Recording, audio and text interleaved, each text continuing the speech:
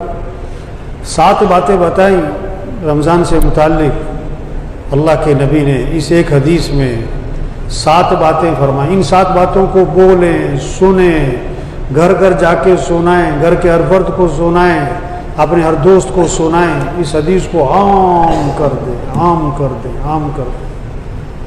ہاں، سب کی زبانوں پر ہو، سب کو یاد ہو.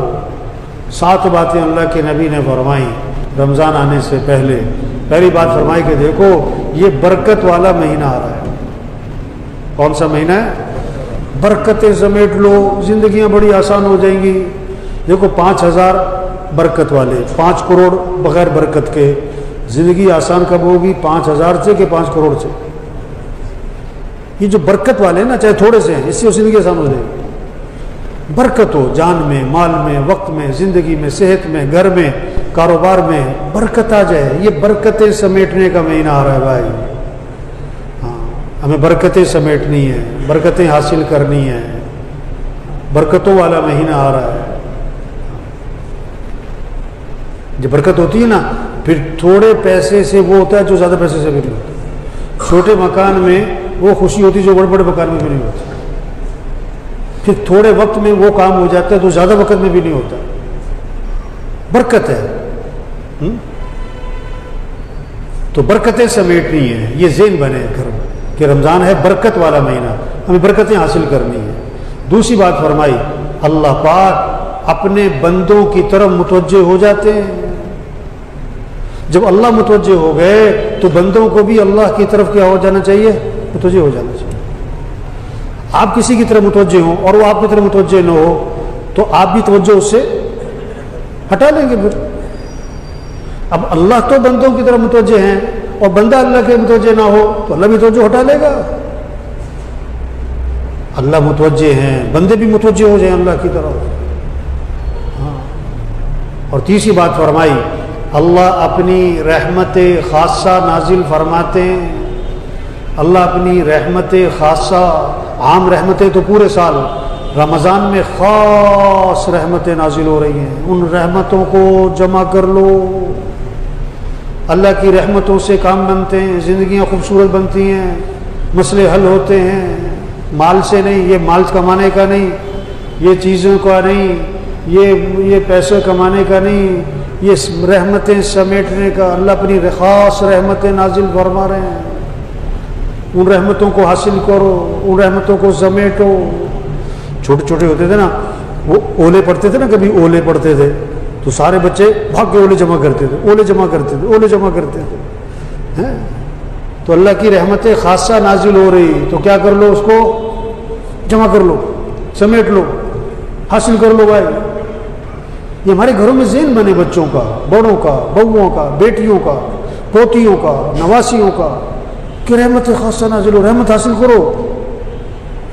چوتھی بات فرمائی، اللہ بندوں کی دعاؤں کو قبول فرماتے ہیں.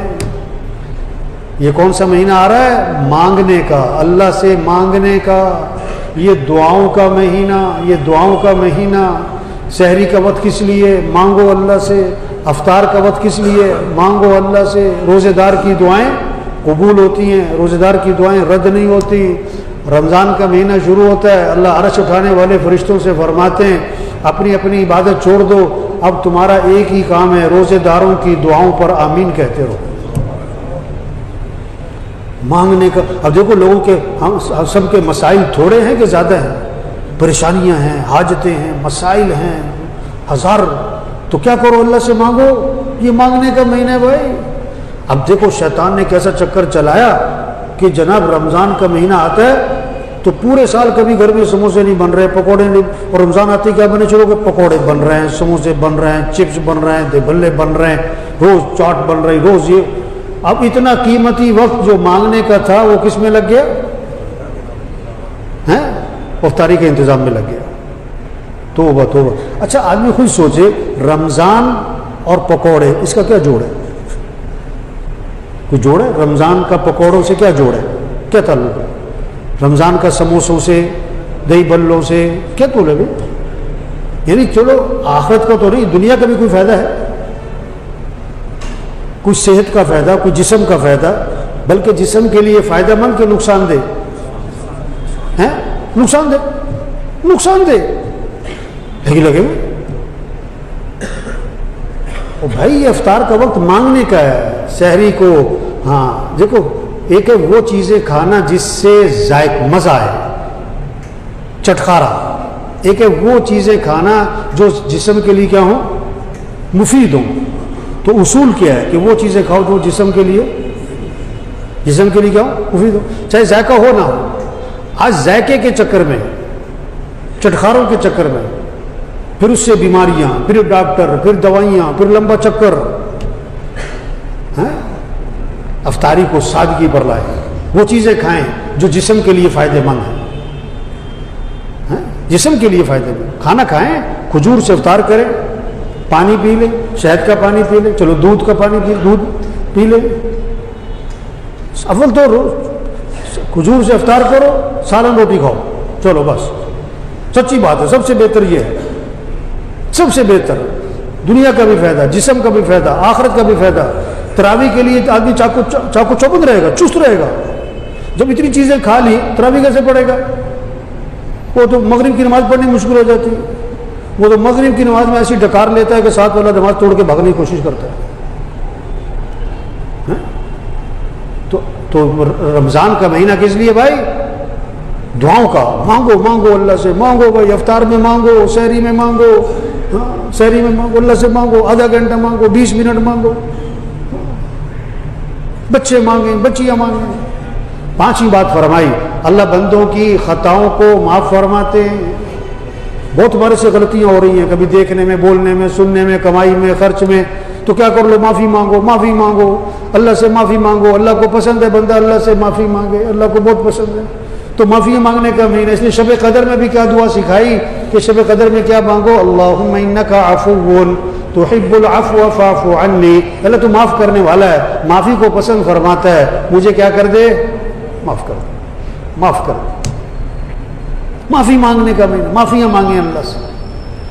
اور 6ٹھی بات فرمائی، اللہ فرشتوں کے سامنے فخر فرماتے ہیں بندوں کو کہ دیکھو میرے بندے سارا دن روزہ رکھتے ہیں، رات کو تراویح پڑھتے ہیں، سارا دن بھوکے پیاسے رات کو میرے سامنے کھڑے ہیں. قیام ہو رہا ہے، رکوع ہو رہا ہے، سجدے ہو رہے ہیں، سارا دن بھوکا ہے، پیاسا ہے، اور سخت بھوک لگی، پیاس لگی، کھانا سامنے، پانی سامنے، کوئی دیکھ نہیں رہا، نہیں کھاتا نہیں پیتا، میرا ڈر ہے، میرا حکم پورا کر رہا ہے. اللہ فرشتوں کے سامنے فخر فرماتے. اور 7ویں بات فرمائی، اللہ تمہارے تنافس کو دیکھتے ہیں، یعنی نیکیوں میں ایک دوسرے سے آگے بڑھنا. یہ تنافس، یہ نیکیوں میں ایک دوسرے سے آگے بڑھنے کا مہینہ ہے. نیکیوں میں، اعمال میں، خیر کے کاموں میں، بھلے کاموں میں، اچھے کاموں میں، نوافل، قرآن، ذکر، دعا، صدقہ، خیرات، اللہ کے راستے میں خرچ کرنا، لوگوں کو نفع پہنچانا.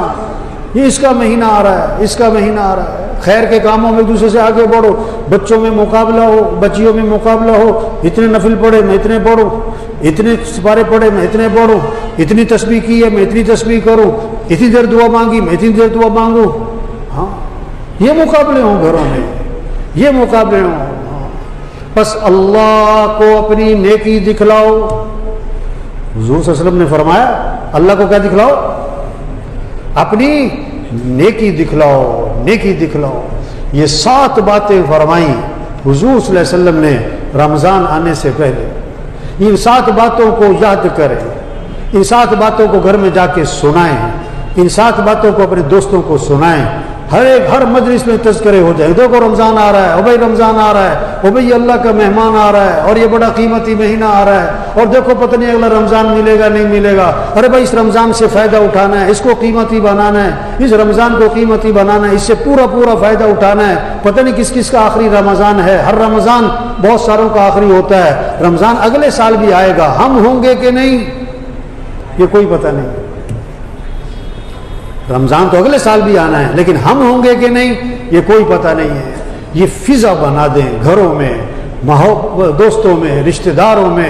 سب مسلمانوں کے ایک فضا بن جائے، او رمضان آ رہا ہے بھائی، او اللہ کا مہمان آ رہا ہے بھائی، وہ بڑا قیمتی مہینہ آ رہا ہے، بڑا قیمتی یہ اعمال کا مہینہ آ رہا ہے، اس رمضان کو قیمتی بنانا ہے، اس سے فائدہ اٹھانا ہے، اس سے روزے رکھنے، تراویح پڑھنی، قرآن پڑھنا ہے، ذکر کرنا ہے، دعا مانگنی ہے۔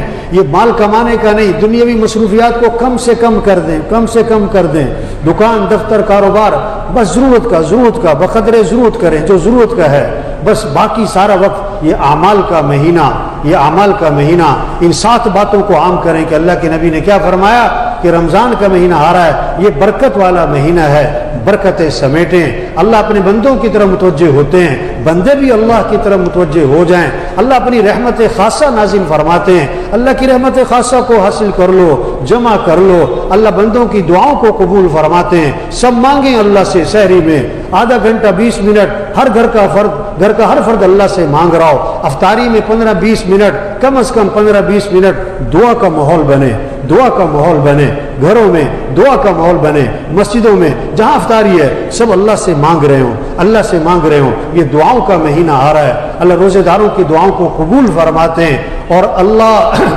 بندوں کی خطاؤں کو معاف فرماتے ہیں۔ یہ معافی مانگنے کا مہینہ آ رہا ہے، اللہ فرشتوں کے سامنے فخر فرماتے ہیں، دیکھو میرے بندے سارا دن روزے رکھیں، رات کو تراویح پڑھیں، بھوکے پیاسے کھانا پانی سامنے نہیں پیتے، کوئی دیکھ نہیں رہا، میرا ڈر ہے، میرا حکم پورا کر رہے ہیں۔ اور اللہ کیا ہے، تمہارے تنافس کو دیکھتے ہیں، نیکیوں میں ایک دوسرے سے آگے بڑھنے کو دیکھتے ہیں، پس اللہ کو اپنی نیکی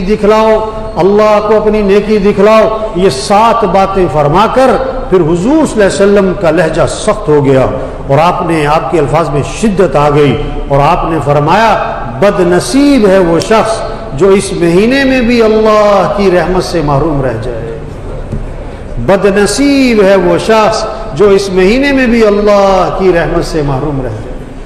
رمضان جیسا مہینہ آیا، اپنے پورے کیا ہے اجر و ثواب کے ساتھ، فضائل کے ساتھ، اور اس نے پھر بھی اس رمضان سے فائدہ نہ اٹھایا، اور اس کی زندگی میں کوئی تبدیلی نہ آئی، اور اس نے گناہوں کو نہ چھوڑا اور برائیوں کو نہ چھوڑا، وہ پھر بھی اللہ کی طرف متوجہ نہ ہوا، پھر بھی اعمال کی طرف نہ آیا، شیاطین بند ہو گئے، اور جہنم کے دروازے، شیاطین کو قید کر دیا گیا، اور جہنم کے دروازے بند کر دیے گئے، جنت کے دروازے کھول دیے گئے، اللہ کی رحمتیں متوجہ ہو گئیں، لیکن پھر بھی اس نے گناہوں کو نہ چھوڑا، اس نے برائی کو نہ چھوڑا، پھر بھی یہ نیکی کی طرف نہ آیا۔